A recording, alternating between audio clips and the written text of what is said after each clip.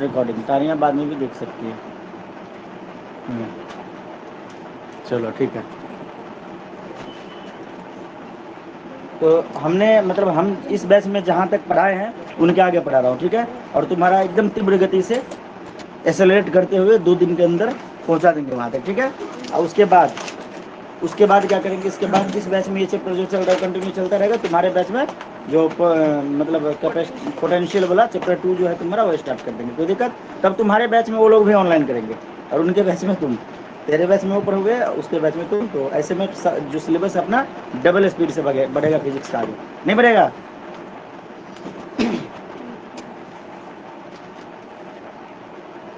इससे तुम्हारा अभी लेवल भी पता चलेगा कि न्यूमेरिकल स्किल तुम्हारा कैसा है। इन लोग का तो अच्छा है, तुम्हारा रिजेक्ट होगा। कुछ क्वेश्चन अभी मैं दूंगा, उसको सॉल्व करोगे।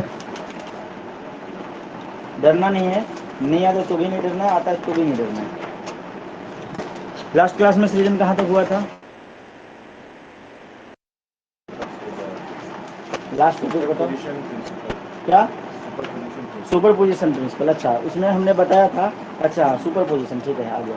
तो सुपर पोजिशन प्रिंसिपल क्या कह रहा है कि बहुत सारे the superposition principle states that when a number of the charges are interconnected, मतलब जब बहुत सारे चार्जेज इंटरकनेक्टेड हो तब जो टोटल फोर्स होगा उस सिस्टम पे, then the total force on the system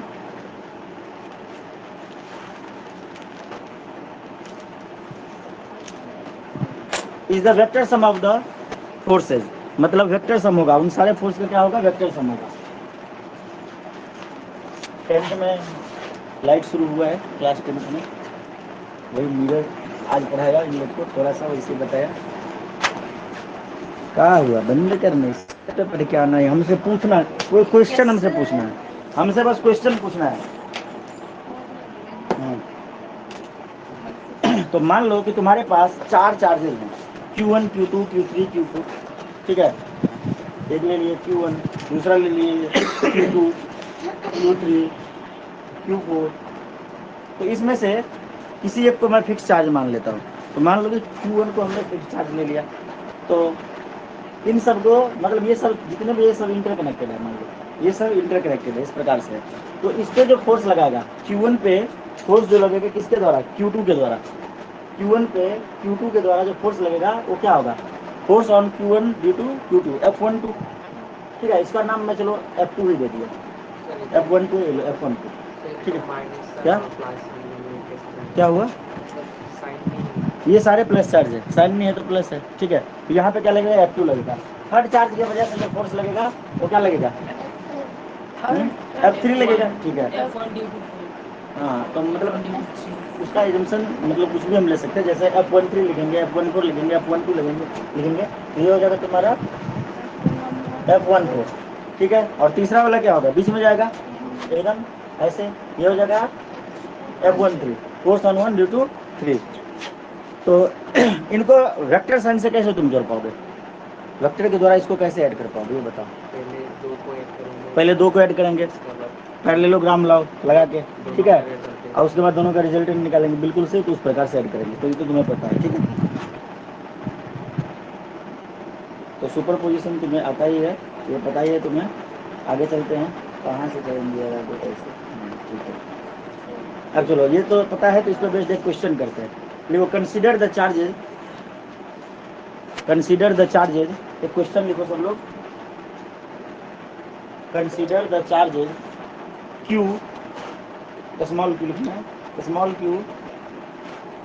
and minus q, ऐसे लिखो q and minus q। Consider the charges q and minus q placed at a vertices of an equilateral triangle,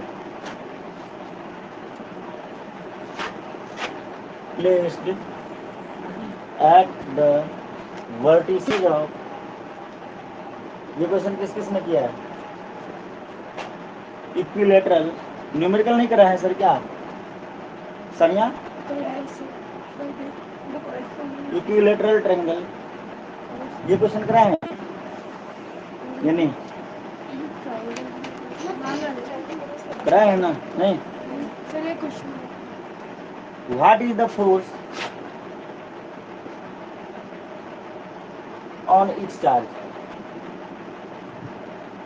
ये 3 charge दिए हुए हैं जो कि equilateral triangle के vertices पे है। तो बताओ कि हर एक चार्ज पे कितना फोर्स लग रहा है, प्रत्येक चार्ज पे कितना फोर्स लग रहा है, निकाल के बताओ। तो देखते हैं होता है तुम लोग से कि नहीं होगा तो हम करेंगे सृजन, कोशिश करिए, दिमाग लगाइए बस। अरे भाई साहब तो गड़बड़ हो गया, पंखा ने सारे ईंट उड़ा के मेरे हाथों पर डाल दिया।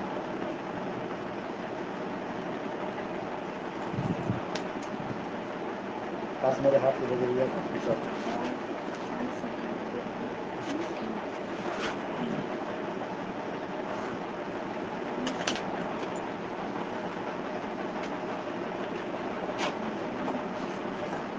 ग्रेस तुम कहाँ थे? तेरा नाम वो टेलर सर ले रहे थे, बोल रहे थे कि ग्रेस थर्ड टॉपर था, उसको हम प्राइज देंगे।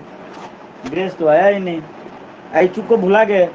चल रहा है हाँ टेस्ट चल रहा सर, है। स्कूल में एग्जाम चल रहा था। अनामिका का नाम ही नहीं लिए फर्स्ट टॉपर का, खाली नाम लेके छोड़ दिए, उसको भुलाए नहीं।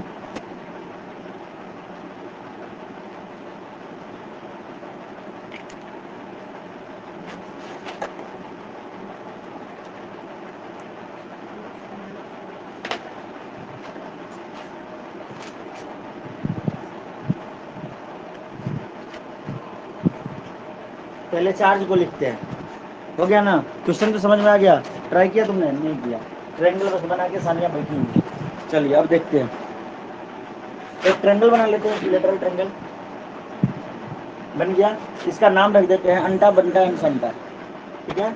A B and C.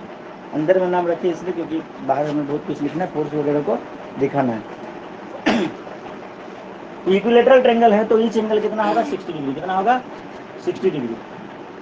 60 degree, सारे एंगल कितने हो जाएंगे? 60 डिग्री, ठीक है?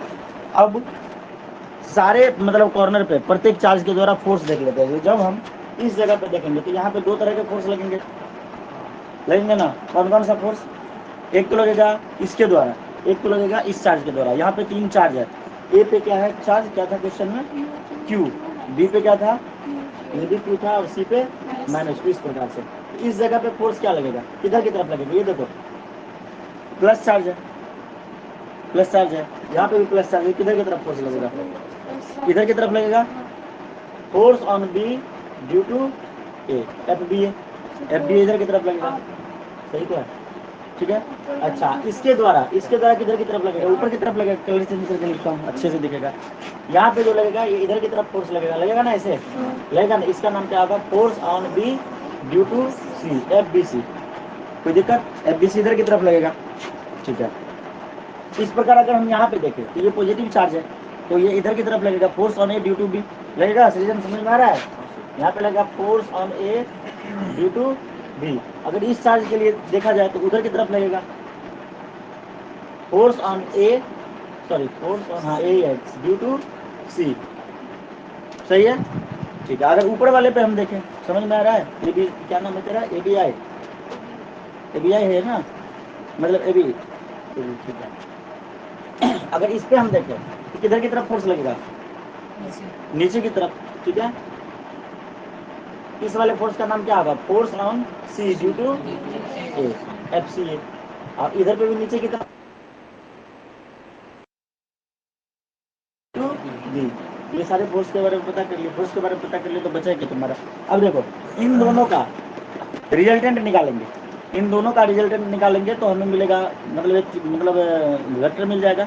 इसका निकालने से एक मिल जाएगा, इसका निकालने से एक मिल जाएगा। तो पहले इसका निकाल के देख लेते हैं। इन दोनों को जब सोल्व करेंगे parallelogram law of vector addition से, ये एक इस टाइप का हमें एक वेक्टर मिलेगा जिसका नाम हम एज्यूम कर लेते हैं F1। क्या एज्यूम कर लेते हैं? F1, ठीक है? इधर पे भी एक मिलेगा, इसका नाम रख लेते हैं F2। इधर पे भी एक मिलेगा जिसका नाम रख लेते हैं F3।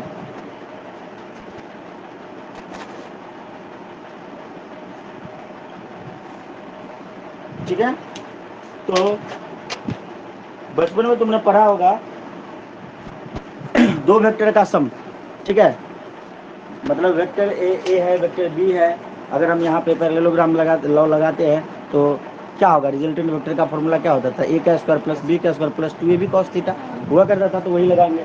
यहाँ से अगर मैं F1 निकालूँ तो पहला वाला वेक्टर का स्क्वायर प्लस दूसरे वाले वेक्टर का square plus 2ab into cos theta, तो ये क्या हो जाएगा, यहाँ से F1 is equal to F का स्क्वायर प्लस एफ का स्क्वायर। अब लिखेंगे F A B F B, मतलब F A B F A C में मतलब है तो फोर्स ही ना, तो एफ बी लिख दिया दोनों को, ठीक है। एफ का square plus 2 into F 2f cos 120 degree, क्यों, क्योंकि ये 60 डिग्री था तो ये होगा 120 डिग्री होगा ना, ये 120 होगा ना, पूरा मिला के 180 होगा। बोलोगे कि सर दोनों का आप एफ का लिख दिए, दोनों का एफ इसलिए लिख दिए कि दोनों इक्वल चार्ज है, बस डायरेक्शन अलग है। ये नेगेटिव चार्ज ये पॉजिटिव चार्ज है, मतलब चार्ज का अमाउंट सेम है, नहीं समझे, चार्ज का अमाउंट सेम है। ऐसा नहीं है कि ये 2e है ये e है, ऐसी बात नहीं है। चार्ज इक्वल है, मतलब मैग्नीट्यूड दोनों की इक्वल है। तो डायरेक्शन की बात रहती है, A square plus B square plus 2ab cos theta. इसको जब हम सोल्व करेंगे तो क्या आ जाएगा, 2f स्क्वायर कॉस 120 डिग्री कितना होता है, -1/2। Very good. तो क्या आ जाएगा, plus 2f square into -r। इसको सोल्व करेंगे तो ये 2 से ये 2 कैंसिल हो जाएगा, क्या हो जाएगा टोटल बताओ, 2f square plus 3f square हो जाएगा ना। कहाँ पे, हाँ sorry 2f square minus 2f square आइए माइनस एफ स्क्वायर, तो 1f स्क्वायर हो जाएगा, क्या हो जाएगा, एफ स्क्वायर हो जाएगा। एफ स्क्वायर बाहर निकल के आप बनेगा, तो ना कि दिमाग देखिए बहुत ही तेज है। किसी ने नहीं पकड़ा, नॉर्मल ही है वो। जो अच्छे बच्चे होते हैं अपने आप को अच्छे कहाँ बोलते हैं, बोलते हैं अरे मैं तो नॉर्मल ही हूँ।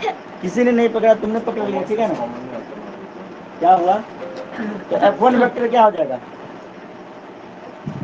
F1 वेक्टर क्या हो जाएगा, F आया ना, F1 वेक्टर F आया ना, F इसके अगर डायरेक्शन की बात करोगे तो यूनिट वेक्टर लिखना पड़ेगा। क्या लिखोगे बताओ, बोलो, एफ कैप, हाँ एफ कैप किसके अलाउंग,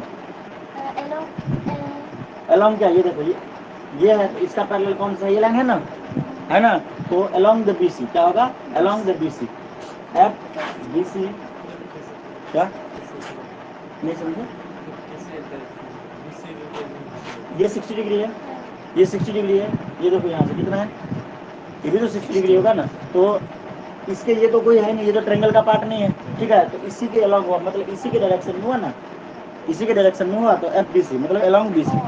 आया बात समझ में, अब यह समझ में नहीं आया, F1, ठीक है। सिमिलरली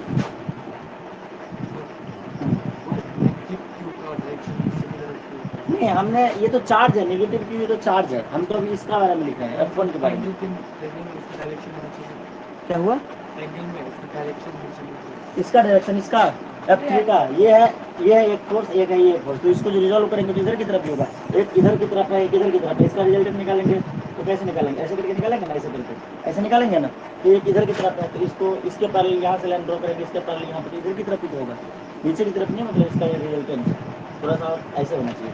और बस क्लियर हुआ या नहीं हुआ, ठीक है। तो जिस प्रकार हमने F1 निकाला कि भाई F के इक्वल होगा, F1 होगा फोर्स F के इक्वल होगा किसके अलोंग, BC के अलोंग, ठीक है। इसी प्रकार सिमिलरली हम F2 निकालेंगे, जैसे इसको निकाले वैसे ही F2 वेक्टर भी निकालेंगे, ये भी क्या होगा F, ठीक है। और किसके अलोंग होगा, ये दो बार ऐसे लिखने की जरूरत नहीं है, BC के ऊपर ऐसे लगा दे, ये भी हो गया, डायरेक्शन नहीं बता रहा है, ठीक है, ऐसे लिखो, ठीक है। BC के ऊपर में कैप लगा दी, मतलब ये बता रहा है डायरेक्शन की बात कर रहा है, यूनिट वेक्टर डायरेक्शन बताता है ना। F BC लेकिन तो कोई गलत नहीं है, और ये किसकी तरफ होगा बताओ, ये क्या है, A, ये क्या है, AC, वेरी गुड, कोई दिक्कत, F2 भी निकाल लिए। अब क्या करेंगे, F3 निकालेंगे, क्या निकालेंगे, F3। ये कैसे निकालेंगे, सिमिलरली तो नहीं निकाल सकते, इनमें बहुत सारा फर्क है, तो इसको फिर से निकालना पड़ेगा। जो फॉर्मूला हम लगाए थे, ट्रायंगल लॉ नहीं, सॉरी पैरेललोग्राम लॉ, उसी को लगा के फिर से निकालेंगे। तो इसको निकालते हैं इस वाले के लिए, इस वाले साइड के लिए, तो F3 क्या हो जाएगा cos 60, हाँ बिल्कुल सही, क्योंकि यहाँ पे 120 डिग्री का एंगल था, यहाँ पे 120 डिग्री का एंगल था, इसलिए सिमिलरली काम करते हैं। यहाँ पे दो फोर्स के बीच, इसके और इसके बीच 60 डिग्री का एंगल है। नहीं समझ में आ रहा तो पूछो भाई, मतलब क्लियर हो रहा है या नहीं, तुमने पूछा कि भाई ये क्यों है नीचे की तरफ, हमने बताया, तुम पूछोगे तब हमें पता चलेगा कि तुम्हें क्या आ रहा है क्या नहीं आ रहा है। आशीष जी, आपको समझ में आ रहा है? आशीष आया कि नहीं? आशीष का नाम नहीं देखे कि झारखंड में रह गया क्या? कहाँ है आशीष? कौशल है, द्वेष है, परमिता है, एचुक है, तान्या। आशीष है ही नहीं, वो झारखंड में ही रह गया। तो देखो F3 कैसे निकालेंगे फिर से? ये देखो, ये दोनों मैग्नीट्यूड इक्वल पता है ना, क्योंकि ये चार्ज से मतलब जितना फोर्स ये लगाएगा उतना फोर्स ये लगाएगा, तो इसलिए दोनों को F ही ले लेट कर लिया। समझ में आया सृजन? F² plus F² plus 2AB cos 60 degree. कोई दिक्कत? कोई दिक्कत? ये हो जाएगा 2F² plus 2F² cos 60 degree का वैल्यू कितना होता है? 1/2। यहाँ पे 2 कटेगा तो क्या बचेगा? 3F²। क्या बचेगा? 3F²। तो इसको सॉल्व करेंगे तो F² बाहर निकल के F बचेगा, रूट के अंदर बचेगा 3, तो √3F। क्या हो जाएगा? √3F। तो F3 कितना निकला? √3F। और इसका डायरेक्शन क्या होगा? डायरेक्शन क्या होगा? हाँ, माइनस जे कैप क्यों डालेंगे? ये मतलब परपेंडिकुलर थोड़ी है, ये परपेंडिकुलर थोड़ी है, परपेंडिकुलर है कि नहीं ये तो हमें पता नहीं है। आई जे के जो हम डायरेक्ट उसको नहीं ले सकते, तो यहाँ पे एन कैप लगा देंगे, डायरेक्ट एन कैप लगा देंगे, एन कैप लगा देंगे। मतलब इसका मतलब ये हुआ कि एन कैप जो है यहाँ पे यूनिट वेक्टर है along the direction bisect the triangle ACB। ये ट्रायंगल ACB है ना, इसको बाइसेक्ट कर रहा है, ठीक है ना, इसको क्या कर रहा है? बाइसेक्ट कर रहा है। F3 हो गया तुम्हारा ये, यहाँ पे लिख लो, ये लिख लिया, where n cap is a unit vector, where n cap is unit vector along the direction bisecting angle ACB।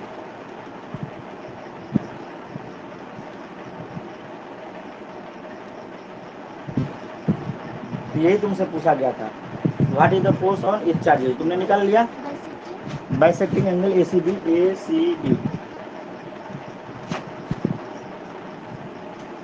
ठीक है। इसके ऊपर सबसे ऊपर तुम एक चीज लिख सकते थे, अगर तुम्हारे पास जगह है तो लिखो, नहीं तो जहाँ पे जगह है बीच में वहां पे लिख दो, ठीक है। Magnitude of force on A due to B, ये जो होगा इक्वल होगा magnitude of force on A due to C, ये भी इक्वल होगा magnitude of force on B due to A, ये इक्वल होगा, मतलब सारे फोर्स इक्वल होंगे। Magnitude of force B, force on B due to C, 1 2 3 4 6 होंगे total, equal to magnitude of force on C due to B, और भी लिख लेना, सबको लास्ट में इक्वल टू F कर देना। ये सारे फोर्स इक्वल है। देखो ये समझ में, ये फोर्स इक्वल टू ये फोर्स इक्वल टू ये फोर्स इक्वल टू ये फोर्स इक्वल टू ये फोर्स इक्वल टू ये फोर्स, ये सारे F ही है। समझ में आया सर? मजा आया क्वेश्चन करके या नहीं आया? इस टाइप से क्वेश्चंस बोर्ड में पूछे जा सकते हैं। क्वेश्चन देखने में बहुत आसान लग रहा था, 3 चार्ज है, क्यू क्यू क्यू क्यू और माइनस क्यू, इसमें सब पे फोर्स निकालना है। सुनने में भी बहुत आसान लग रहा था, लेकिन करना अगर समझ के नहीं करेंगे तो अटक सकते हैं, ठीक है। अब बताओ, किसी भी फोर्स के डायरेक्शन वगैरह को लेकर कोई दिक्कत है? तुमने भी क्या कर दिया? अच्छा, दोनों माइनस इधर ले, कोई मुझे लगा कि तुमने गलती कर दिया। ये क्यों लिखे पता चला, क्योंकि हर जगह पर हमने यूज कर लिया, इसलिए हमने यहाँ पे दिखा दिया। ऐचुक समझ में आया? ग्रेस समझ में आया? तानिया रियान तुझे समझ आया?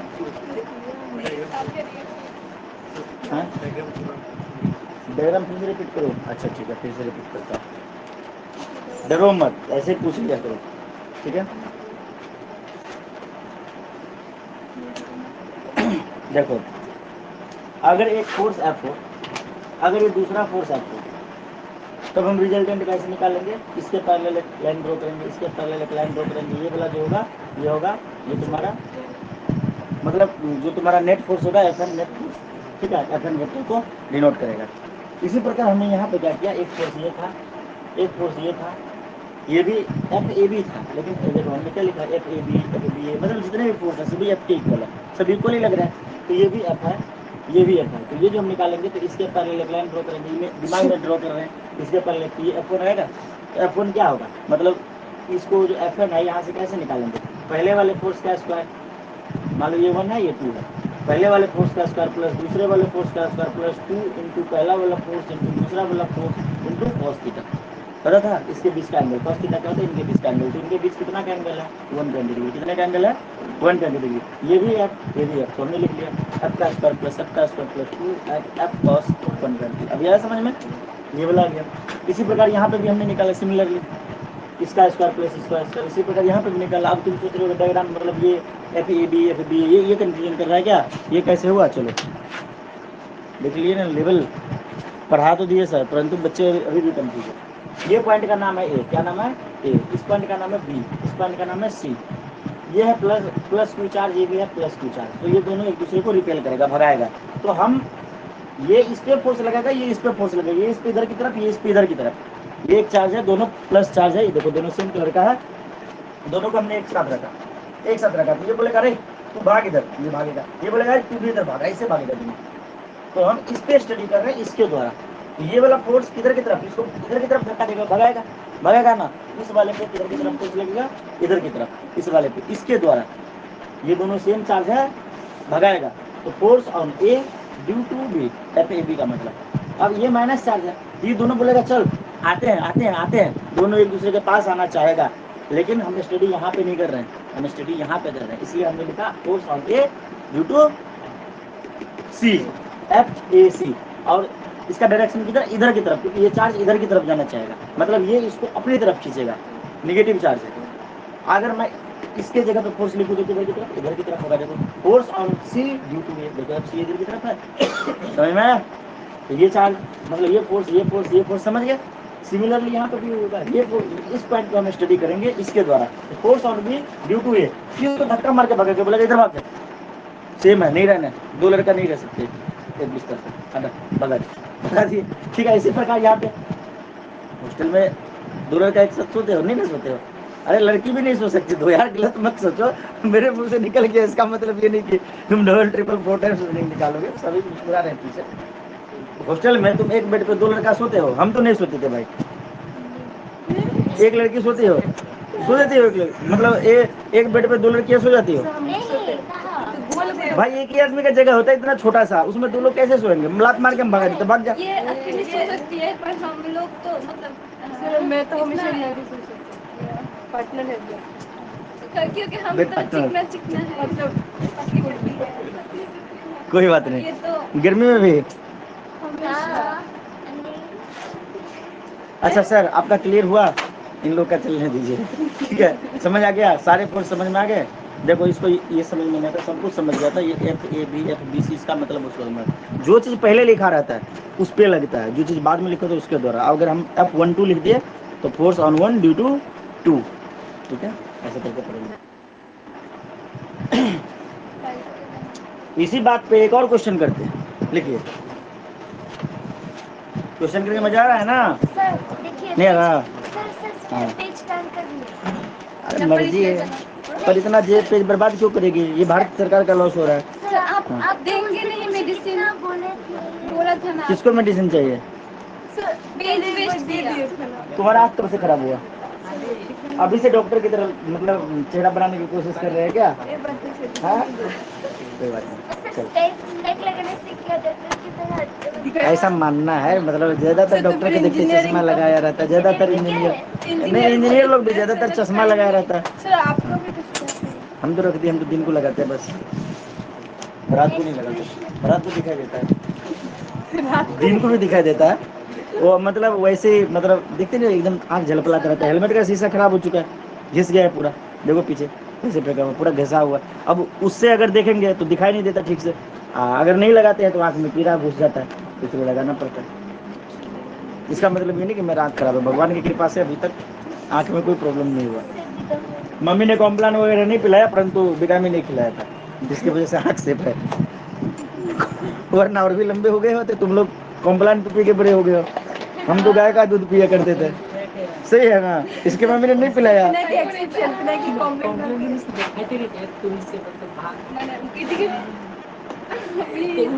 चलो आगे लिखिए एक और question. 4 equal point charge, 4 equal point charge each 60 microcoulomb, each 16 microcoulomb. ये गलत मैंने बोल दिया, गलती से 60 बोल दिया, 16 microcoulomb are placed are placed on the four corner of a square. Ashish अभी तक भी नहीं आया ना, आशीष लगता है गुस्सा हो गया। ए ग्रेस, एक बार आशीष को कॉल करो तो भाई साहब, जल्दी से कॉल लगाओ आशीष को, नहीं तो इच्छुक दोनों में से कोई एक करो। सृजन तू फोन लाया, चलो तुम लोग छोड़ दो, सृजन कर सर रहा है। सर वो बोल रहे हाँ हैं कि बोलो। उसका नेटवर्क स्पीड स्लो है इसलिए नहीं कर पाएगा। अच्छा अच्छा, एक बार फिर से मैसेज कर दो ना, बोलो ना एक बार फिर से ज्वाइन करके देख, अभी दूसरा क्वेश्चन करा रहे हैं, क्या पता नेटवर्क आ जाओ।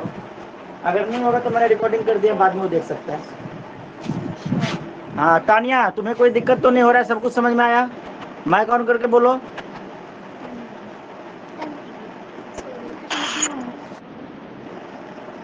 क्या बोली, सुनाई नहीं दिया।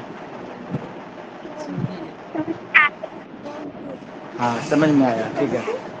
हाँ तो लिखो 4 equal point charge each 16 microcoulomb are placed on the four corner of, कितने रहे, are placed on the four corner of a square. अच्छा लिखा दिया, of side 0.2 metre, of side 0.2 metre, of side four corners of a square, four corners of a square of side 0.2 centimetre. मतलब 4 charge है, जो एक square है जिसका side है 0.2, देखो कितना बड़ा होता है, कितना 0.2 सेंटीमीटर कितना छोटा है, नहीं समझ में आया? 0.2 दिखाएंगे तो दिखेगा क्या, 0.2 सेंटीमीटर कितना हो सर जाएगा? हाँ सर आपने पहले एक 0.2 मीटर बोला था। सेंटीमीटर क्या बोले ग्रेस, फिर से बोलो। सर आपने पहले 0.2 मीटर बोला था। हाँ हाँ मीटर कर दो, सेंटीमीटर बहुत कम लग रहा है, मीटर कर दो। ये जगह 0.2 मीटर, 0.2 मीटर फिर ये छोटा दो, 0.2 मीटर और 0.2 मीटर, 4.4 है इसका, मतलब कॉर्नर के नाम दे देते हैं, अंटा बंटा संटा डंटा, ठीक है दे दिए। इसके बाद बोला, और क्या बोला क्वेश्चन में जरा बारीकी से पढ़ा जाए, इक्वल चार्ज बोला है ना। हाँ 4 इक्वल पॉइंट चार्ज, मतलब सारे जगह के जो चार्ज है वो इक्वल है, बस इसके मतलब नाम Q1 Q2 Q3 Q4 कर देंगे, लेकिन सभी इसको मैंने बोल दिया कि भाई ये Q1 है, ये जो है आपका ये Q2 है, मैं गलत लिख दिया, B के साइड में Q2 लेते हैं, Q2 है, ये वाला जो है ये Q3 है, Q3C मत समझना, Q3C मत समझना, ये अलग है, ये ABCD ये नेमिंग है, ठीक है ना, ये ABCD नाम है, और Q4 यहाँ पे Q4, और ये सभी कितने हैं 16 माइक्रोसीट, ठीक है, ये कितने हैं 16 माइक्रोसीट, सारे इक्वल है, लिखा हुआ है, दो जगह लिख दे कोई दिक्कत नहीं ना, बाकी जगह समझोगे नहीं समझे, ये समझिए, मतलब देखो ABCD Q1 Q2 Q3 Q4, Q1 equal to 16, Q2 is equal to 16, Q3 is equal to 16, Q4 is equal to 16। समझ में आ गया? इसका नाम भूल गया भाई साहब थोड़ा सा, रतन दे, रतन दे, दे रतन दे, क्या दे, और इसका नाम क्या था, बंटी। बहुत कंफ्यूजन होता है, पता है ये दिक्कत क्यों हो रहा है, ये नहीं, ये फर्स्ट मंथ है ना, मतलब सेकंड मंथ कह सकते हैं, अभी जितने बच्चे हैं सब नए नए आए, कभी उसमें भी बंटी, इसमें भी बंटी, अब एक और कोई बनता है, ये नहीं है, ये दूसरा, ठीक है। तो उसमें बोला क्या है, calculate the force on any one of the charges, मतलब कोई भी एक चार्ज पे फोर्स तुम निकाल लो, तो मान लो कि हम डी को सिलेक्ट कर लेते हैं, ठीक है, इसको हमने सिलेक्ट कर लिया, किसी को भी ले सकते हैं रेंडमली, हाँ किसी को भी, मतलब कैलकुलेट सारे इक्वल है, किसी को भी निकाल, तूने लिखा नहीं है, calculate the force on any one of the charges, calculate the force on any one of the charges,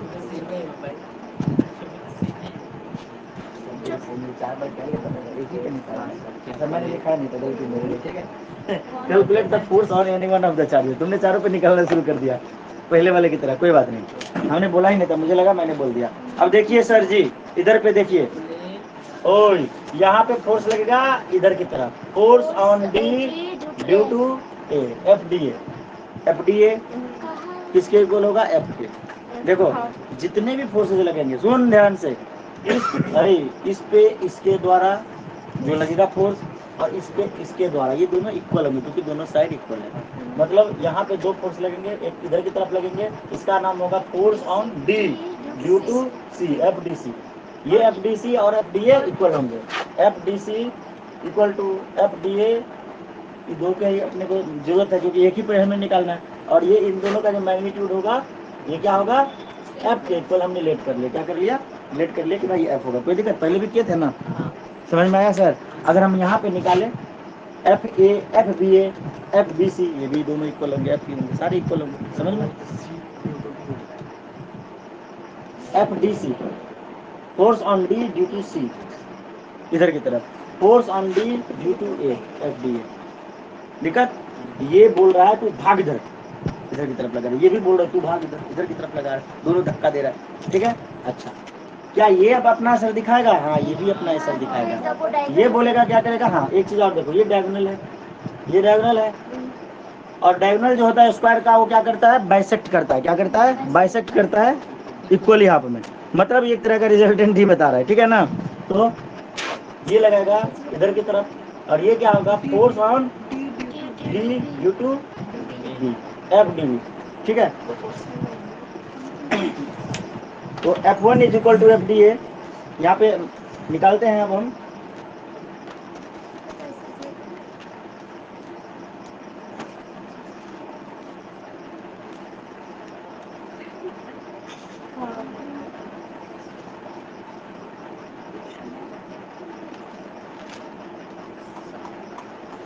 तो यहाँ पे फोर्स कैसे निकालोगे दो चार्ज के बीच में? देखो, दो चार्ज पाइथागोरस लगाओगे, यहाँ पे ये जो फोर्स है, ये फोर्स कितना है? एफ डी ए कितना है? ये दोनों इक्वल है, लेकिन कितना? वैल्यू कितना है? दोनों इक्वल है, लेकिन कितना? ऊपर में दे रखा है चार्ज का। देखो, नहीं दिया होता, ये नहीं दिया होता तो हम क्या कर लेते? एफ मान लेते, लेकिन यहाँ पे दिया हुआ है 16 माइक्रो सी, ये भी है 16 माइक्रो सी, ये भी 16 माइक्रो कूलम, ये भी 16 माइक्रो कूलम। तो दो चार्ज दिए हुए, देखो मान लो ये दो चार्ज है, एक है ए, एक है डी, ए डी, ये भी है 16 माइक्रो सी, ये भी है 16 माइक्रो सी, दोनों है। तो इधर पे ये इस पे फोर्स लगाएगा इधर की तरफ, ये इस पे फोर्स लगाएगा इधर की तरफ, ऐसा ही कुछ सिचुएशन है। तो इन दोनों के बीच में जो फोर्स लग रहा है, force on this due to this, ये क्या होगा? Coulomb's law, 1/4πε0 Q1 Q2 by R square. तो Q1 कितना है? 16 माइक्रो कूलम। अब 1/4πε0 का वैल्यू कितना होता है? 9 × 10⁻9। अभी एग्जैक्ट वैल्यू यूज करेंगे, क्योंकि यहाँ पे वैल्यू दे रखा है। के भी ठीक था, जहाँ पे कटने वाला संभावना था वहाँ पे क्यों कर। तो यहाँ पे इसका वैल्यू हमें पता है, Q1 हमें पता है 16 × 10⁻, माइक्रो को मतलब -6 लेंगे कूलम, आर भी पता है, ठीक है। ये भी पता है, ये भी पता है, तो F1 निकलेगा। नहीं समझे सर? मतलब इसको तोड़ के हमने खोल के ले आया, बोला कि भाई एक ये है, एक ये, ऐसे किए थे ना। इसके बीच का डिस्टेंस कितना है? 0.2 मीटर। कोई दिक्कत? तो निकाल ले, अब डायरेक्ट लिख दूं? चलो, इसने हिलाया इसको, मार डालूंगा सानिया को। कभी बड़ी हुई बच्ची इतना मारेंगे तो फिर रोने लग जाएगा ना। F1 कितना हो जाएगा? Force on D due to A, F D A भी लिख सकते हैं। Force on D due to A क्या हो जाएगा? 1/4πε0, 1/4πε0 क्या होगा? Q1 के लेंगे तो फिर वैल्यू तो डालना ही पड़ेगा ना हमको, तो पूरा मतलब सोल्व करके इसका आंसर निकालना है। एक काम करते, डायरेक्टली लिख देते हैं 9 × 10⁻9, ये हो गया 1/4πε0। Force on D due to A, अरे F1 इसका नाम हमने दिया, चल एफ डी ए ही रहेगा, ये ले एफ डी ए, ठीक है। अब ठीक है, 1/4πε0, 1/4πε0 का वैल्यू होता है 9 × 10⁻9। मैंने आज बताया था कि नहीं? नहीं, आज तो कूलम लोग पढ़े ही नहीं, कल बताएंगे। इन लोगों को बताया है, ठीक है ना, तुमको तो पता है। अच्छा, इनटू 1/4πε0 हो गया। Q1 कितना है? 16 माइक्रो कूलम, तो 16 माइक्रो कूलम मतलब तो 16 × 10⁻6 इंटू 16 × 10⁻6, दो बार लिख दिए, और divided by R square. R कितना है? दोनों के बीच का डिस्टेंस कितना है? 0.2 का स्क्वायर। अब इसको आप सोल्व करेंगे, मैं डायरेक्ट लिख देता हूँ, आप थोड़ा सा इसको सोल्व करेंगे अच्छे से। आप लोग को तो मैथ बहुत अच्छे से आता है। 57 पॉइंट, परमिता भी हंस रही होगी कि चलो अपना काम आ गया, ठीक है। 57.6। परमिता है क्या ऑनलाइन? परमिता है क्या? नहीं है ना? परमिता है तो परमिता शायद सो रही है। अब ये सभी बच्चे भाग गिरे। परमिता है, ऐचुक है, तानिया है, रोकुम है, कौशल है लगभग सब। तो 57.6 आया, और ये क्या न्यूटन में आएगा? फोर्स है ना, तो न्यूटन में आएगा। किधर की तरफ आएगा? किधर की तरफ? Along A D produced, A D को बढ़ाएंगे, ठीक है। along डायरेक्शन लिखेंगे ना, AD प्रोड्यूस, आई डायरेक्शन क्या है, अरे एडी को प्रोड्यूस किया ना, आई जे की उतना भीतर लिखेंगे, कंफ्यूजन बढ़ता है भाई। एडी को, ये ए था, एडी था, एडी लाइन को प्रोड्यूस किया इधर की तरफ, उधर की तरफ हुआ, एडी को प्रोड्यूस करेंगे तब जो डायरेक्शन मिलेगा उधर की तरफ हुआ। बात खत्म। हमने डायरेक्ट किया, तुम जाके करोगे। करना आता है या मैं सिखाऊं? आता है सर? इतना तो कर ही लेंगे आप लोग, होशियार है, होशियार सिंह है। अब क्या निकालेंगे, force on D due to C. Similarly force on D due to C, F D C, ये भी आएगा 37.6 and along C D produce. बोलेगा हाँ ये क्या बात हो गया भाई, एफ डी सी, यहाँ पे देखिए force on D due to C, ये फोर्स मैंने क्या बोला था, दोनों एफ होंगे, इक्वल होंगे। अगर हमें नहीं दिया होता सेक्शन माइक्रोकूलम तो हम मान लेते एफ इक्वल मान लेते, तो जितना ये है उतना भी तो ये भी होगा, क्योंकि ये जितना, सुनो, ये जितना दूर था इससे, ये भी उतना ही दूर है उससे, तो इसका डायरेक्शन क्या होगा, अलोंग CD, CD को प्रोड्यूस किया गया ऊपर की तरफ, अलोंग CD प्रोड्यूस, या फिर जे भी लिख सकते थे, लेकिन आई जे कब लिखते हैं, जब हमारे पास 3 कंपोनेंट होते हैं। यहाँ पे तो भाई 2 ही कंपोनेंट है, तो क्या है आई जे के, नहीं समझे, तीसरा कंपोनेंट ऐसा नहीं कि परपेंडिकुलर है, आई जे के कब लिखते हैं, जब तीनों वेक्टर म्यूचुअली परपेंडिकुलर होते हैं, यहाँ पे म्यूचुअली परपेंडिकुलर नहीं है, समझे, आपका बात गलत नहीं है, परंतु इस जगह पे लिखना गलत है, ठीक है, हाँ, तो ये आ गया। अब क्या करेंगे, F force on D due to B, force on D due to B, ये भी तो निकालना पड़ेगा, force on D due to B, F D B, ये निकल गया, ये निकल गया। अब हमें ये निकालना है, इसको कैसे निकालेंगे, उसको भी वैसे निकालेंगे, force on D due to B, F D B, ये भी हो जाएगा 1/4 का एप्सिलॉन नॉट, मतलब 9 × 10⁻⁹, समझ रहे हो मैं क्या लिख रहा हूँ, into Q1 16 into 10⁻⁻6 into 16 into 10⁻⁻6। बोले तो सर पगला गया क्या, जब सेम ही चीज है तो बार बार क्या लिख रहे, नहीं, बार बार लिखने के पीछे वजह है, आर जो है देखो इन दोनों के बीच का डिस्टेंस बहुत ज्यादा है उनसे, नहीं समझे, तो रेडियस तो अभी पता नहीं, तो रेडियस पहले निकालना पड़ेगा, पाइथागोरस थ्योरम यहाँ पे शॉर्ट में हम कर लेते हैं, ठीक है, तुमने नहीं लिखा अभी, पहले मैंने यही बोला था। अरे कोई बात नहीं यार, कहीं पे भी निकाल सकते हैं हम, इसके नीचे भी यहाँ पे हम लिख देंगे, यहाँ पे क्या लिख देंगे, BD का स्क्वायर, और उसके बाद BD का स्क्वायर, कोई दिक्कत। अब हम BD कैलकुलेट कर लेते हैं, पहले याद नहीं रहा, गलती का ये नहीं काटा काटी करेंगे, समझे ना, सही है ना विजय, BD स्क्वायर लिख दिया, सोल्व करते हैं इसको, चलो, इन ट्रायंगल ABC, नहीं ए नहीं है, BCB या BCD, BCD में क्या होगा, BD स्क्वायर डायरेक्ट निकाल लेते क्या, BD square is equal to क्या हो जाएगा, BC square plus CD square, BC कितना है 0.2 का स्क्वायर प्लस 0.2 का स्क्वायर, तो 0.2 का स्क्वायर कितना हो जाएगा, बोलो क्या होगा, क्या होगा, गलत लिख दिया क्या,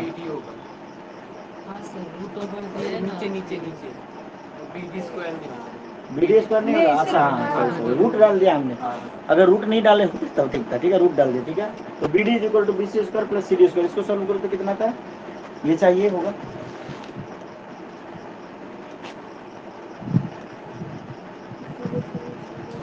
सर हाँ सर, सर एलसीएम में सब कुछ खोल खोल के मेरा तो 0.2 आ रहा है, 0.2 रुको मैं 0.2 इंटू 0.2, ये आ गया 0.04 प्लस 0.04, ठीक है, 0.08 हो गया, इसका स्क्वायर रूट ले लेते हैं,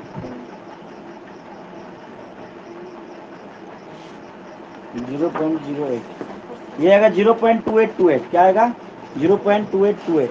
एक काम करो सुनो, इसको और कुछ किया जा सकता है क्या, लेना ही पड़ेगा, 0.2828 आया, ठीक है, तो नीचे में क्या गया 0.2828, यहाँ पे लिख दूँ 0.2828, अगर हम 2 डिजिट तक लेके चले तो 28 तक ही लेंगे, अगर 3 डिजिट लेके चले तो 283 लेना पड़ेगा, कितना लोगे बताओ, 2 डिजिट 28, ठीक है, 0.28 रख दो, 0.28 का स्क्वायर, चलो ठीक है, 0.28 का स्क्वायर, इसको तुम सोल्व करना घर पे जाके, मुझे तो पता है आंसर कितना आएगा, यह जगह 28.8 न्यूटन, कितना आएगा 28.8 न्यूटन, अलोंग किधर along, बोलो, BD प्रोड्यूस, BD को हमने सर BD करंट बनाया, BD, हाँ सर बीडी है ना मेरा 0.√2 आ रहा है, जिसमें मेरा आगे चल के वैल्यू तो 28.8 न्यूटन ही आ रहा है सर आंसर में।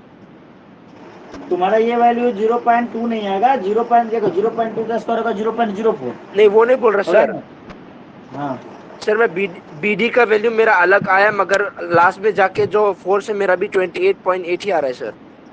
ये फिर भी आ जाएगा, बोलो क्यों? क्योंकि ये वैल्यू कितना है 0.28, ये बहुत छोटा वैल्यू है, 0.2 है, तो पॉइंट में तुम्हारा आंसर चेंज होगा। अगर गलत भी लोगे तो पॉइंट के बाद आंसर चेंज होगा। इसको जब डाल के तुम चेक करोगे तो पॉइंट में जो आंसर निकलेगा ना, जैसे सर तुम्हारा निकला, हाँ सर वैल्यू तो अलग डाला है, मगर आगे चल के जो फोर्स है वो मेरा 28.8 ही आ रहा है। अच्छा ये वाला डालो, ये वाला वैल्यू डाल के चेक करो, फिर भी इतना ही आएगा। ठीक है सर। ये डाल के चेक करो, फिर भी उतना ही आएगा।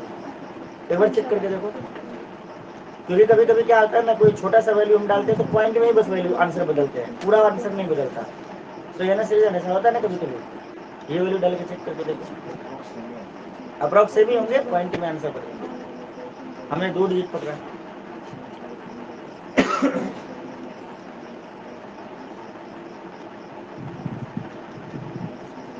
हो गया। अब हम क्या निकालेंगे, दोनों का रिजल्टेंट निकालेंगे, किसका, इसका और इसका, एफडीसी का और एफडीए का। तो ये क्या हो जाएगा बताओ, वेक्टर को याद करो, याद है? अरे दोनों वेक्टर 90 डिग्री पे है। cos 90 1 f1 का स्क्वायर प्लस f2 का square plus 2f1 f2 into 0 cos 90, sorry cos 90 zero होता है ना, हाँ सही है, मैंने गलत बोल दिया था, sin 90 होता है 1। ठीक है, इसको मिटाते हैं। तो यहाँ पे हम क्या निकालेंगे, रिजल्टेंट ऑफ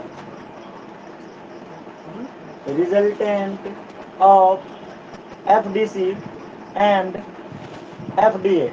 मतलब ये देखो, जो सोया हुआ और जो खड़ा है, इन दोनों का रिजल्टेंट निकाल रहे हैं। इसका हम नाम दे देते हैं एफ डैश, क्या देते हैं, एफ डैश। तो ये कितना होगा, इसका स्क्वायर प्लस इसका स्क्वायर, ठीक है, एफ डी सी का स्क्वायर प्लस एफ डी ए का स्क्वायर। F1 F2 ये नाम दे दिए होते तो लिखने में आसानी होती ना। FDC का नाम F1 दे देते, इसका नाम F2 दे देते, तो F1 का स्क्वायर प्लस F2 का स्क्वायर ऐसा लिख पाते। समझ में आया या नहीं? नहीं आया तुम्हें? नहीं आया ना? आ गया। Into 2AB cos theta, 2 into A into B into cos 90, cos 90 होता है 0, तो प्लस 0 लिख दो डायरेक्ट। आया समझ में? प्लस 2AB cos थीटा की जगह 0, इतना सोल्व करने की क्या जरूरत है, तुमको पता चल गया 0 होगा।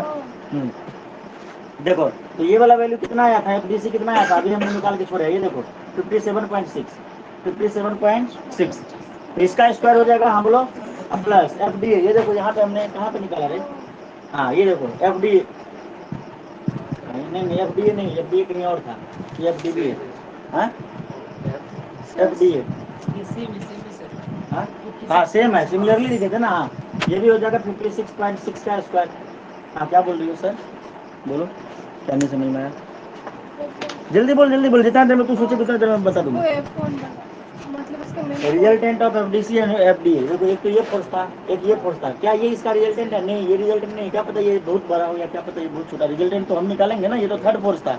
अब इनका रिजल्टेंट निकालेंगे, तो इसका रिजल्टेंट क्या होगा, इसका स्क्वायर प्लस इसका स्क्वायर प्लस 2 इंटू ये इंटू cos 90, तो इसका स्क्वायर प्लस इसका स्क्वायर cos 90 जीरो आ गया। ये हमने निकाल के रखा था पॉकेट में, वो डाल दिया। अब सिमिलरली ये भी इतना ही था, 57.6, अच्छा हाँ 57.6, इसको हम सोल्व करोगे, करके देखो। अब डायग्राम की तो कोई जरूरत नहीं है। तो ये कितना आएगा, देखो 57.6 दो बार है, कितने हैं 57. अगर मान लो कि 2 + 2, तो हम इसको 2 × 2 भी लिख सकते हैं ना। तो 57.6 कितने हैं, 2 बार है, मतलब ट्वाइस है इसका। ठीक है, तो इसमें से क्या होगा, 1/√2 अंदर रहेगा, बाकी वो बाहर निकल जाएगा, नहीं निकल जाएगा, तो √2 अंदर रहेगा, 57.6 इंटू √2, और ये किसका, उसका क्या होगा, न्यूटन आएगा, रिजल्टेंट है न्यूटन आएगा, तो इसको न्यूटन में लिख दो।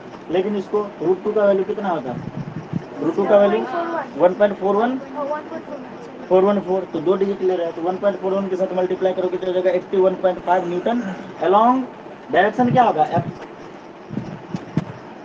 डीबी, अलोंग एफ डीबी था ना, उसी के अलोंग होगा ना, इसका भी रिजल्टेंट नहीं होगा, डायरेक्शन तो वही होगा ना।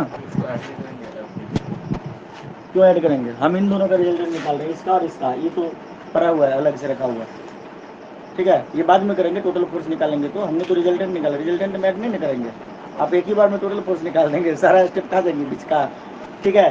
तो टोटल फोर्स क्या होगा,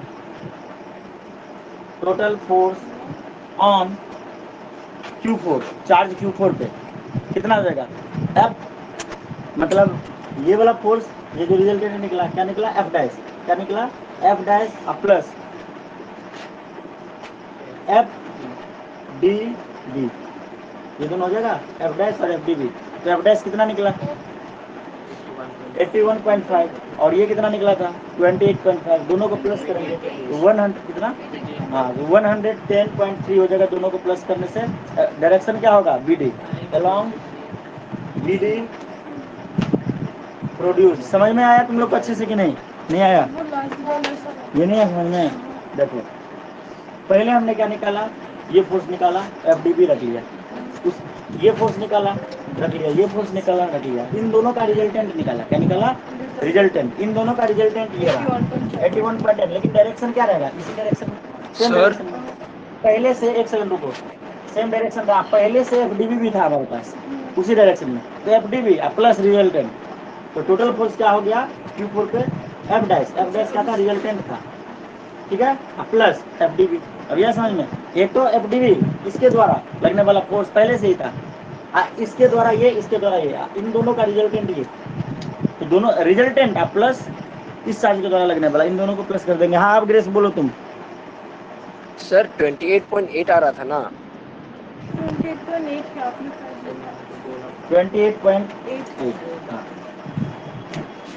28.8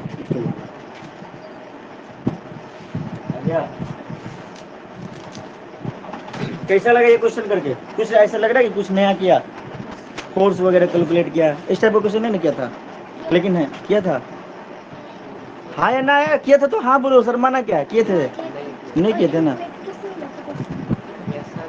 पिनाकी ने किया था, एक्स्ट्रा क्लास करती है कंप्यूटर लैब में, दिखा, अरे हाँ सही तो बोल रही है यार, इसमें तो वो साइन 45 लेके किया था, साइन 45। अच्छा उन्होंने कूलम्स लॉ यूज कर दिया था, हम वेक्टर वाला रूल लगा के कर रहे हैं, तो फिर करे थे ना, कर लिया था, हाँ कर लिया था, लेकिन कूलम्स लॉ लगा के किया था, यहाँ पे कूलम्स लॉ और वेक्टर दोनों ही चल रहा है ना, ओनली कूलम्स लॉ से ये सोल्व होगा, तुम यही तरह जना बताओ, कूलम्स लॉ से इसके द्वारा चार्ज इस पे लग रहा है, हो गया, इसके द्वारा इस पे लग रहा है, दोनों निकाल लिए, इन दोनों को इसके द्वारा ये लग रहा है, इन तीनों को हम कैसे करेंगे, तो भाई हमको वेक्टर तो लगाना ही पड़ेगा, कूलम्स लॉ से नहीं होगा, तुम्हारा जो इजी लेवल का क्वेश्चन है, 3 पॉइंट चार्ज, एक ये दोनों का आराम से तुम कर लिए, मतलब पहले में या फिर ट्रायंगल कर दिए हुए, समझ में आया। चलो मजा आया कि नहीं ओवरऑल ये बताओ, अब टॉपिक चेंज करते हैं, बहुत क्वेश्चन हो गए, ठीक है, और करेंगे नहीं तो फिर खत्म कैसे करेंगे, एक ही में लटके रह जाएंगे।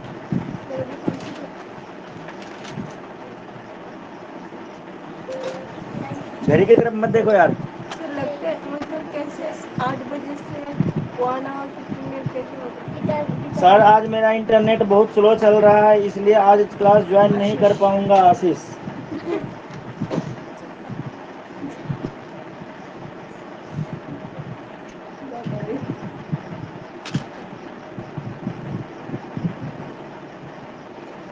देखो जब हमें क्लास में मजा आ रहा हो ना, तो चीज़ों को करने में मतलब समय कैसे बीते ये पता नहीं चलता है, और जब जिस क्लास में मजा ना आए वो समय पहाड़ बन जाता है, सही है गलत।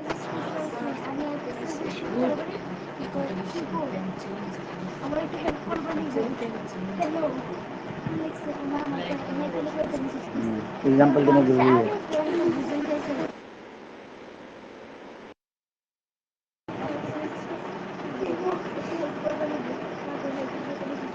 बंटी दास का रिक्वेस्ट आया भाई, तुमने भेजा था रिक्वेस्ट, नहीं टीचमेंट रिक्वेस्ट क्लासरूम के लिए, क्या लेना तेरे में अप्रूव, हाँ तो मैं यहाँ से जब तक हाँ नहीं बोलूँगा तब तक कैसे कर लेगा। भाई ये फ्री वाला थोड़ी है, इसमें पैसे देने पड़ते हैं। तुम्हारे लिए फ्री में मेंबरशिप दे दिया मैंने। दास और एक तानिया दास। मैं भी करूँगा।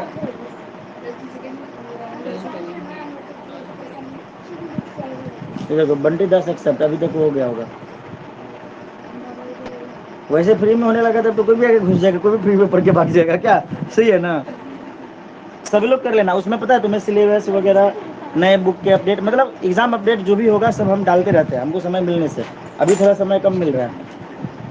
अरे पता है बहुत सारी जिम्मेदारियों को अपने ऊपर से हटाना पड़ा, जैसे सब्जी लाना, जैसे ये करना, जैसे वो करना। बोल दिया आप लोग देखिए, अब हम पूरा टाइम 11 घंटे पहले से पढ़ा रहे थे, तुम्हारा 3 घंटा पढ़ा तो 14 आवर हो गया। 14 घंटे काम करने के बाद 3 घंटा बस फ्री रहूंगा, 12 बजे से 3 बजे तक। उसमें नहाना, खाना, थोड़ा सा आराम करना सब है। लेकिन जोश वही दिखेगा, पूरा सुबह से पढ़ा है फिर भी सुबह वाला एनर्जी भी है। चलिए टॉपिक चेंज करते हैं।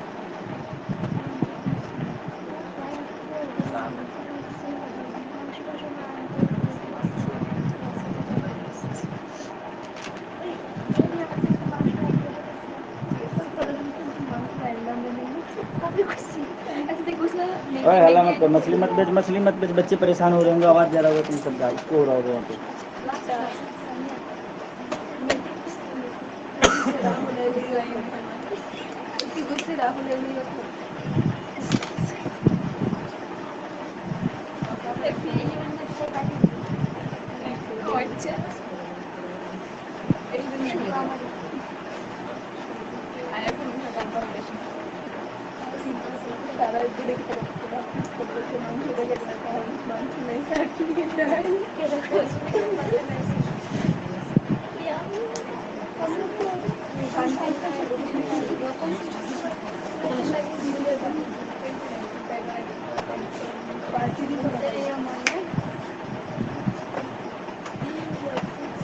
रुकिए एक मिनट, मेरा सिस्टम हैंग मार गया। मेरा नहीं, उसका। क्या? अरे वो एक दिन खोल सर गया लगता है आज तो पूरा मतलब काम ही काम। किसका? हिंदी दे नहीं छोड़ दिए थे, एक बैच कैंसिल कर दिए, क्लास 8 का बैच कैंसिल। उसके बाद सो लिए थोड़ा, डेली एक बैच कैंसिल करेंगे, हो जाएगा मेरे को। सही है ना? सप्ताह में एक ही दिन सुबह कैंसिल होगा, 4 दिन बाद 3 दिन हो जाएगा। जुगाड़ लगना पड़ता है भाई। तो देखो 2 पार्ट अपना खत्म हो गया, अब तीसरे पार्ट में हम चलते हैं। टोटल 4 पार्ट है। रात को खाना में क्या बनाएगी तू, बता? बना लिया क्या बनाया? दिन में बना के रख लिए। कोना की तरह कौन कौन बार रांधेगा? कीकू रांधेगी। कौन बार बार खाना पकाएगा? अरे वही हुआ, रांधेगा, एक ही बात हुआ, समझ जाओ। क्या रांधा है तुमने? तेरी भावनाओं को मैं समझ सकता हूँ। चलिए वो electric field, electric field, electric field.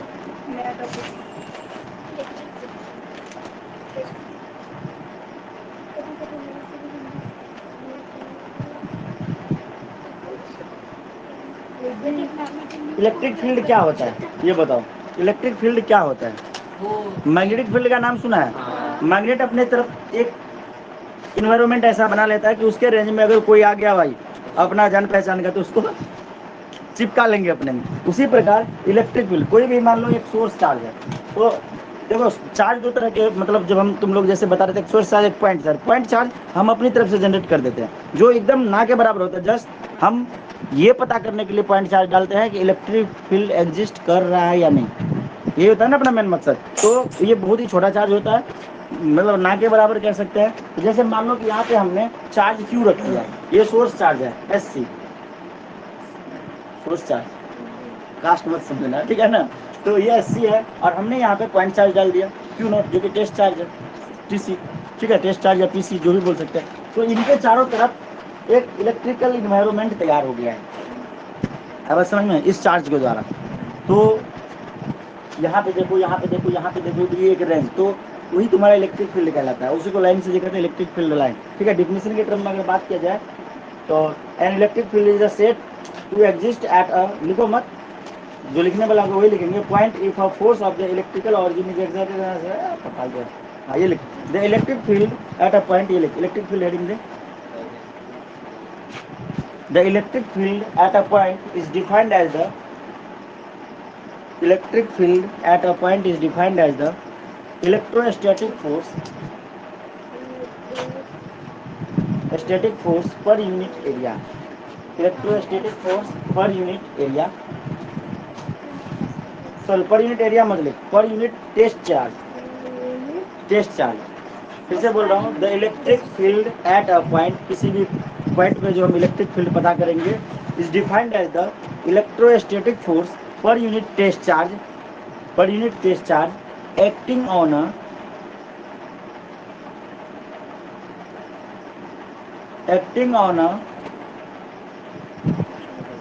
vanishingly VANI, ये लिख दिया VANISHING, हाँ सर स्टार्टिंग से थोड़ा रिपीट कीजिए ना।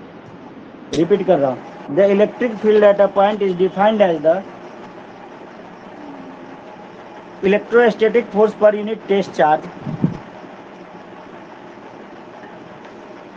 हो गया सर एट अ पॉइंट के बाद एक्टिंग ऑन अ, अच्छा एट अ पॉइंट के बाद फिर से बोल रहा हूँ, the electric field at a point is defined as, वहीं पे ये लटका हुआ है, defined as the electrostatic force, आवाज कट गया होगा बीच में, the electrostatic force per unit test charge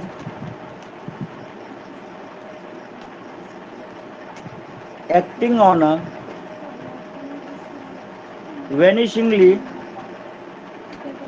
vanishingly small positive test charge, vanishingly small positive test charge placed at the point, placed at the point, तो मान लो, लिख लिया ना, सब लोग लिख लिए ना, हमने पूरा के बोल दिया, तुम बातें कर मेरी, small positive test charge, vanishingly small positive test charge, बातें में लगे हुए हैं, placed at that point, small positive test charge placed at that point, ये होगा तुम्हारा इलेक्ट्रिक फील्ड। मीन्स मान लो यहाँ पे अगर हमने ले लिया एक सोर्स चार्ज, सोर्स चार्ज जिसको हमने, ये इसका ओरिजिन हो गया, इसको हमने क्यू से डिनोट किया, ठीक है, यहाँ पे हमने एक टेस्ट चार्ज ले लिया, ठीक है, यहाँ पे हमने ले लिया टेस्ट चार्ज जिसको पी से डिनोट करते हैं, ये क्यू नोट है, यहाँ पे वो पॉइंट है ये जिसका जो चार्ज है क्यू है, ये पी पॉइंट है जिसका चार्ज क्यू नोट है, ये जो है तुम्हारा टेस्ट चार्ज है, टेस्ट चार्ज में ये डायग्राम दिया हुआ है, ठीक है, तो ये चार्ज के द्वारा इस चार्ज पे एक फोर्स लगेगा, स्मॉल फोर्स लगेगा, वो फोर्स मान लो कि एफ है, फोर्स क्या है, एफ है, इस पे लगने वाले जो फोर्स है एफ है, इनके चारों तरफ ये क्या बन गया, एक इलेक्ट्रिक मतलब फील्ड कह सकते हैं कि जनरेट हो गया, नेगेटिव से भी दिखा सकते हैं, पॉजिटिव से भी दिखा सकते हैं, ये डिपेंड करता है कि मतलब इधर वाला क्या है, अगर इधर वाला नेगेटिव है इधर वाला पॉजिटिव लेके दिखेंगे, इधर वाला पॉजिटिव है तो इधर वाला नेगेटिव लेके दिखेंगे। अब मान लो यहाँ पे यहाँ पे यहाँ पे यहाँ पे ये जितने भी पॉइंट है हर जगह पे क्या होगा, इलेक्ट्रिक फील्ड सेम होंगे, सेम होंगे ना, ठीक है। इलेक्ट्रिक फील्ड का फॉर्मूला क्या जगह क्या लिखा, electric field is defined as the electrostatic force per unit test charge, per unit test charge के द्वारा लिखने वाले इलेक्ट्रोस्टैटिक फोर्स, इलेक्ट्रोस्टैटिक फोर्स कितना लग रहा है, एफ लग रहा है, ये क्या हो जाएगा, F divided by Q not, और ये हो जाएगा electric field, electric field E vector से हमने दिखाया। अब देखो ये बिल्कुल सही नहीं है, मतलब ये जो ये सोर्स चार्ज है ये बहुत बड़ा, ये टेस्ट चार्ज, ये हमने इलेक्ट्रिक फील्ड को चेक करने के लिए छोटा सा चार्ज डाला, मतलब बहुत छोटा चार्ज है, ना के बराबर है, मतलब यहाँ पे इसको हम पूरा सही नहीं कह सकते, हम इसको ऐसे दिखाएंगे और electric field is equal to limit लगा देंगे, limit Q nought tends to zero, ये जो क्यू नॉट है ना, ये क्यू नॉट ये बहुत ही छोटा चार्ज है, मतलब टेंस टू जीरो का मतलब क्या होता है, अप्रोचिंग जीरो, क्या होता है, मैथ जो हमसे पढ़ा होगा लिमिट चैप्टर क्लास 11 में उसको पता होगा, एक होता है एग्जैक्ट जीरो, जीरो दो तरह के होते हैं, एक होता है एग्जैक्ट जीरो, एक होता है अप्रोचिंग जीरो। नहीं समझे? जैसे सीरीजन तुझे पता चला? हाँ, मैथ के स्टूडेंट को पता चला, ठीक है। परमिता को पता होगा, परमिता को भी नहीं पता, वो भी नहीं करेगी। मान लो ये जीरो, ये -1 और ये है +1, तो ये जो है ये जीरो है, ये वाला पॉइंट है 0.1, ये वाला पॉइंट है -0.1, ठीक है ना? लेकिन मैं बोला कि 0+, एक 0+ होता था, एक 0-, ये approaching zero, tends to zero, ये भी है टेंस टू जीरो। मतलब इसका मतलब ये 0+ का मतलब जीरो ही है, लेकिन एग्जैक्ट जीरो नहीं है, जस्ट जीरो के बाद वाला वैल्यू, जीरो के बाद वाला वैल्यू 0.1 नहीं, 0.1 नहीं, 0.00001। नहीं समझे? मतलब है जीरो ही, परंतु जीरो बोलना नहीं चाह रहे, नहीं समझे? Approaching zero, tends to zero. अगर माइनस में मैं बात कर रहा हूँ, जीरो माइनस का मतलब हुआ ये जीरो ही है, लेकिन जीरो से पहले वाला पॉइंट। तुम बोलोगे कि सर -0.1 नहीं, -0.00000 जितना लगा सकते हो उतना 1 लास्ट में। समझ में आया? तो इसलिए हमने क्या बोला कि भाई साहब ये जो टेस्ट चार्ज है अपना, ये बहुत कम है। कितना है? बहुत कम।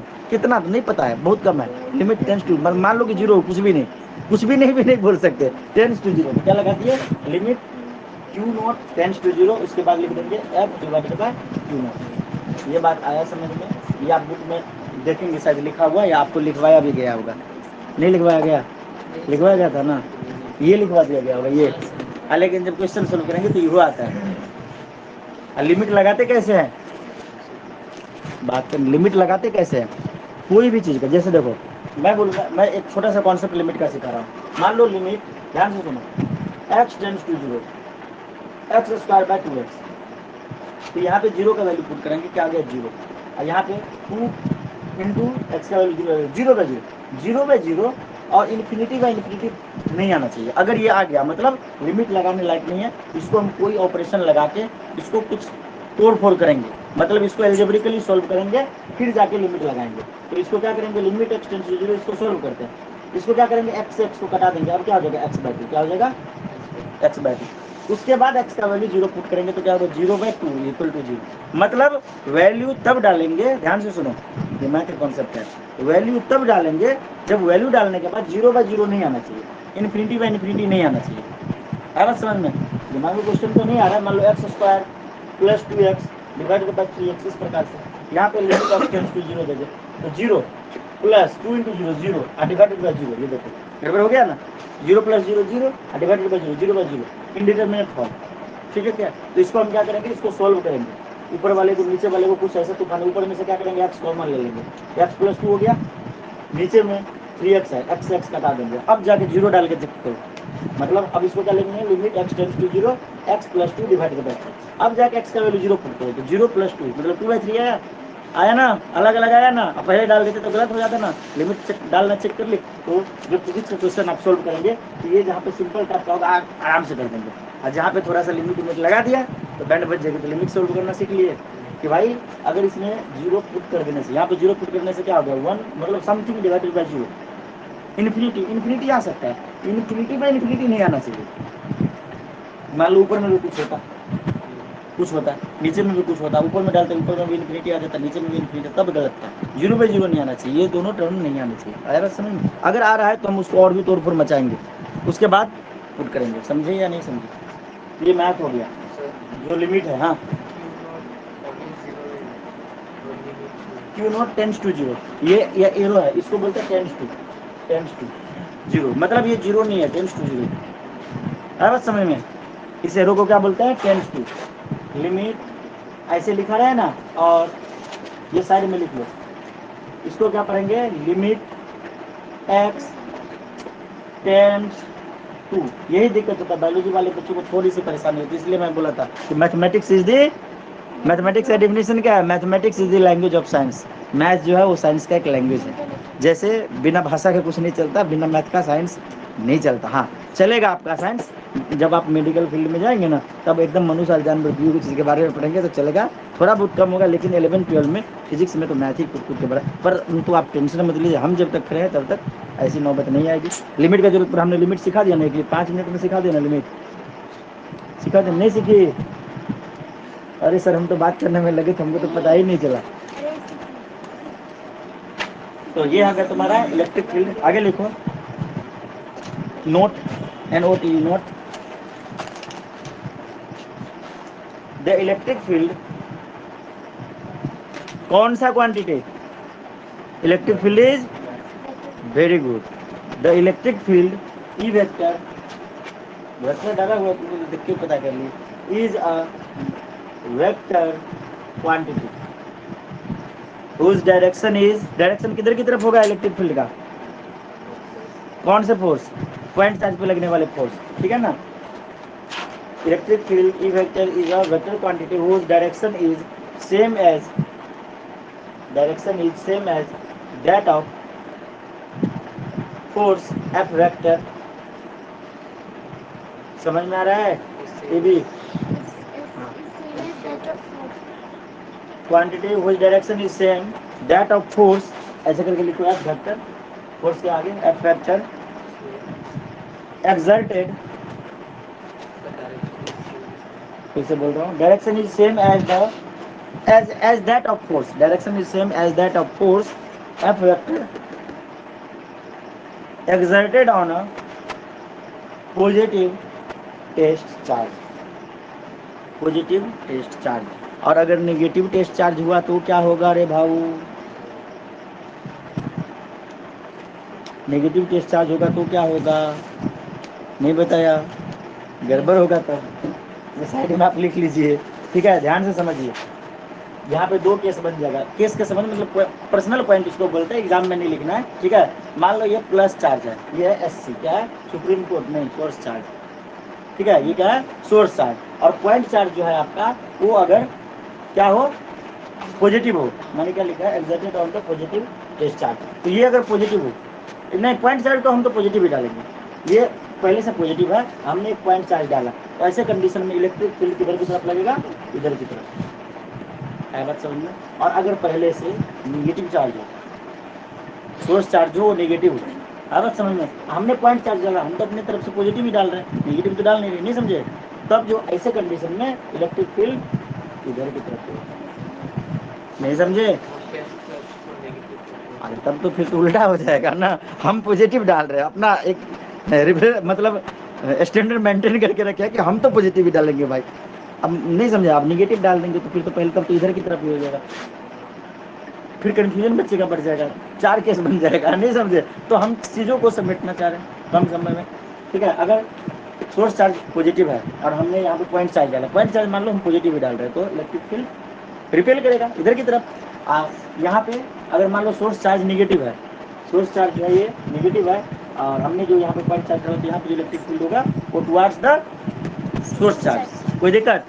यहाँ पे हमने यही बात लास्ट में लिखा है, देखो क्या लिखा है कि vector quantity which direction is same that of the force exerted on the positive test charge. मतलब पॉजिटिव टेस्ट चार्ज पे इधर की तरफ फोर्स लगाता था ये, तो इलेक्ट्रिक फील्ड का डायरेक्शन सेम डायरेक्शन में होगा। नहीं समझे?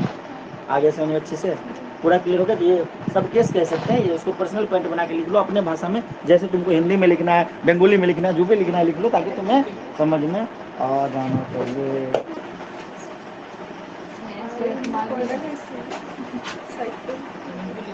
तो कैसा लगा इलेक्ट्रिक फील्ड? इतनी सारी जानकारी थी आपके पास इलेक्ट्रिक फील्ड से रिलेटेड, खाली एक डिफिनेशन लिख रखे थे, इलेक्ट्रिक फील्ड लाइन लिख रखे थे, 2-4 डायग्राम बना रखे थे, यही था ना? सच बोलना, झूठ मत बोलना। अगर पढ़ रखे थे तो बताइए हाँ पढ़ रखे थे सर, ये सब पता था जो बताए हमने जो बताया वो सब। क्या क्या लिमिट पता नहीं था, ये वाला बात पता था इलेक्ट्रिक फील्ड बारे में? हाँ चलिए, पता था, अच्छी बात है। एक चीज तो सीखे ना आपने नया, ऐसे करके थोड़ा थोड़ा करके। मान लो एक क्लास में अगर 2 चीज सीख रहे हैं, 2-2 करके सीखते, बहुत सारा नया पॉइंट आया ना, मतलब हमारा नॉलेज बढ़ा कि नहीं? चलिए देखिए, unit and dimensions of electric field पढ़ेंगे, और आज की छुट्टी दिया जाए, समय तो देख लीजिए, हम तो पढ़ा सकते 11 बजे तक, आप घर भी हम। Unit and dimension of electric field, हाँ unit and dimension of electric field, dimension of electric field. Star point डाल के लिखिए नीचे, as the electric field is force per unit charge, as the electric field is force per unit charge, So its SI unit is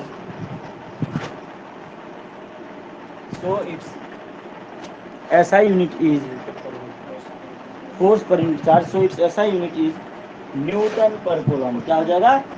Newton NEWTON पर coulomb. इसको लिखेंगे कैसे short form में? NC का पावर -1. कोई दिक्कत? नेक्स्ट स्टार्ट करें. जब आप पोटेंशियल और कैपेसिटेंस पढ़ेंगे तो वहां पे इसका ऐसा यूनिट बदल जाएगा. क्या होगा? रहेगा यही चीज इलेक्ट्रिक फील्ड, परंतु इसका ऐसा यूनिट बदल जाएगा. सेकंड स्टार पॉइंट लिखिए. हम भविष्य के बारे में पढ़ रहे हैं. ठीक है, लिखिए. It is equivalent to volt per metre. It is equivalent to volt per metre. V M का पावर -1. ठीक है, वोल्ट पर मीटर. इसको और ऐसे भी लिख सकते हैं V/M, वोल्ट पर मीटर. ठीक है, नेक्स्ट पॉइंट लिखिए, star point. The dimension for, क्या होगा डायमेंशन? बताइए sir ji. Dimension electric field का दिमाग लगा के बोलिए. The dimension of E vector, मतलब इलेक्ट्रिक फील्ड लिखो. The dimension of E vector, E के ऊपर में वेक्टर साइन डाल दो. The dimension of E vector, ऐसे ई वेक्टर बोल के ऊपर में एरो डाल दो. ठीक है. Can be determined as follows. Can be determined as follows. E is equal to क्या होगा? Force divided by charge. Force by charge. याद करो बचपन, परिमिता को याद होगा, सबको याद होगा. फोर्स का बोला था, रट्टा मार लो. डायमेंशन क्या था बताओ अभिजीत? आई सर भुला गए. फोर्स का डायमेंशन बताना. MLT का पावर -2. MLT का पावर -2. MLT के फॉर्म में लिखते थे ना. और चार्ज का क्या होता है? कूलॉम. क्या होता है? कूलॉम. तो क्या हो जाएगा बताओ? चार्ज क्या होता है? नहीं, चार्ज पहले क्या होता है? नहीं, पर कूलॉम नहीं लिखेंगे. चार्ज का मतलब ये क्या होता है? चार्ज का फॉर्मूला क्या होता है? एरिया पर मतलब एक सेकंड रुक जाओ, थोड़ा सा देखिए मेरे को. 1 एम्पियर का मतलब क्या होता है? 1A equal to 1 coulomb by 1 second. ठीक है, 1 ampere is equal to 1 coulomb charge in 1 second. ये होता है ना, ये फॉर्मूला होता है ना. तो यहाँ से हम अगर देखें तो क्या हो जाएगा? S इज इक्वल टू क्या हो जाएगा? नहीं, C is equal to AT. C is equal to AT. ठीक है, तो यहाँ पे डालेंगे MLT to the power -2 divided by AT. ठीक है, तो इसको जब हम सोल्व करेंगे तो T ऊपर जाएगा तो -3 बन जाएगा. तो MLT का पावर -3 और A का पावर -1. ये हो जाएगा इसका डायमेंशन. A का पावर -1. समझ में आया? ये नहीं आया? यूनिट एंड डायमेंशन जो नहीं पढ़ा होगा उसको थोड़ा दिक्कत होगा. MLT के फॉर्म में लिखते हैं. देखो फोर्स का ये होता है, रट्टा मार लो. MLT का पावर -2. ठीक है, चार्ज हो गया कूलम. तो कूलम तो मतलब डायरेक्ट यूनिट होगा, इसका डायमेंशन लिखना पड़ेगा ना. तो ये होता है 1A is equal to 1C bye 1S. ठीक है, तो C coulomb is equal to area per unit time. हो गया ना, area per unit time A और T. AT कूलम की जगह लिख दिए. तो T ऊपर गया. ये देखो भाई साहब, ये T ऊपर गया तो T का पावर -1. T का पावर -2 पहले से था, तो T का पावर -3 होगा. A ऊपर गया तो T का पावर -1. आगे समझ में? आज यहीं तक रखिए. क्या कोई दिक्कत? अगले दिन पढ़ते हैं, सुबह में फिर पढ़ते हैं. सुबह में क्या करेंगे? पीछे वाला थोड़ा सा स्पीड अप करके. 9 बजे से. हाँ, कल तो 7:30 से, हाँ 9 बजे ही आई. 9 बजे ही आई. फिर धीरे धीरे टाइम को एडजस्ट किया जाएगा, कोशिश किया जाएगा. और 6 तारीख को तुम लोग का स्कूल ऑफ हो जाएगा ना रे ग्रेस? हाँ सर. हाँ, आज कितना हो गया? 3 हो गया. 6 तारीख को उससे पहले, अच्छा देखते हैं, उससे पहले ही करंट इलेक्ट्रिसिटी, करंट नहीं, पोटेंशियल एंड कैपेसिटेंस स्टार्ट कर दिया जाएगा. दोनों का टाइम को एक मैनेज करके. ठीक है, ये सब तब तक रिवाइज हो जाएगा. कोई दिक्कत नहीं ना इसको रिवाइज करने से? न्यूमेरिकल करेंगे, ज़्यादा से ज़्यादा करेंगे, जितना मर्जी उतना करा देंगे. हर टॉपिक को 4 करा देंगे. एग्जाम में क्या पूछेगा? क्वेश्चन नहीं पूछेगा ना. आज क्लास में इतना ही. जय हिंद.